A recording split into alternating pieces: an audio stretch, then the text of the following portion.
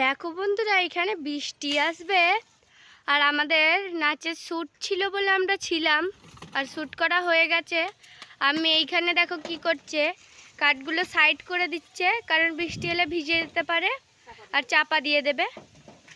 এ দেখো কতগুলো কাঠ, দেখো দেখো শুকিয়ে খনখন হয়ে গেছে।